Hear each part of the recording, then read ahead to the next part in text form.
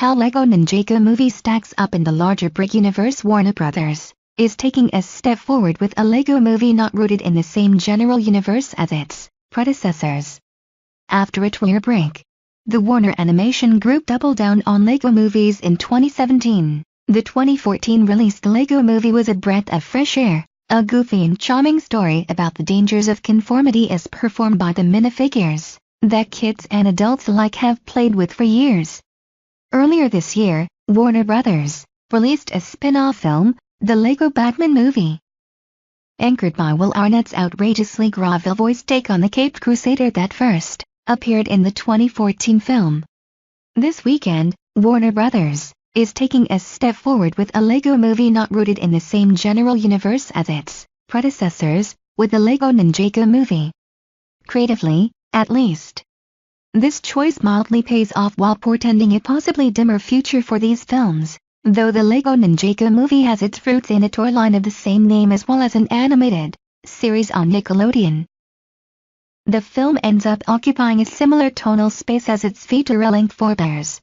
It's the story of Lloyd Garmadon, voiced by Dave Franco, the son of the evil Lord Garmadon, Justin Theroux, who's constantly trying to attack and overthrow Ninjago, the metropolis where Lloyd and his mother live. Garmadon is initially unaware that Lloyd, whose existence barely registers to him, is the heroic Green Ninja, who leads a team of ninjas to thwart him every time he rampages through town. Lloyd struggles with presenting his father, being bullied by nasty classmates and keeping his heroic alter ego a secret. Eventually, he and his cohorts are forced to team up with Lord Garmadon himself to save Ninjago from total annihilation. But this is a LEGO movie, and Phil Lord and Chris Miller, the directors of the 2014 film, are among this film's producers, so the forces of evil are a larger-than-life and live-action cat named Meowthra, as well as a slew of nasty LEGO minifigs rebelling against their previous leader Lord Garmadon. And while the ninjas are guided by their master Wu, Jackie Chan, Wu vanishes at one point so that, as he dryly says, his death will teach them a lesson, although these Ninjago characters didn't appear in the other LEGO movies.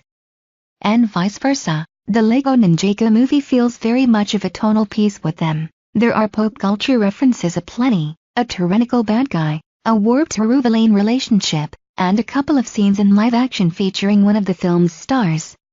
In many respects, this decision taken by the film's 9 writers makes sense. While LEGO Ninjago isn't totally unfamiliar to a wide audience, those who might be expecting something akin to the adventures of the LEGO version of Batman or Emmett the Special might feel more comfortable with deliberately self-aware and wacky characters and settings as are found in the new movie. The downside to this approach becomes evident once Lord Garmadon and Lloyd find themselves to be unlikely allies on the journey to saving Ninjago.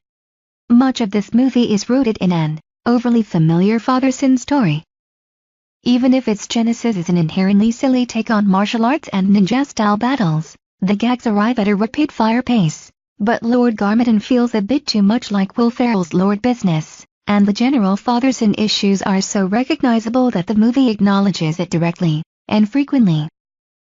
Such issues are present in other recent animated fare like Ratatouille and even Lord and Miller's other animated feature, Cloudy with a Chance of Meatballs. Noting how familiar the story is doesn't remove that familiarity. What made the LEGO movie so delightful was how it transcended its corporate roots and felt surprising. What made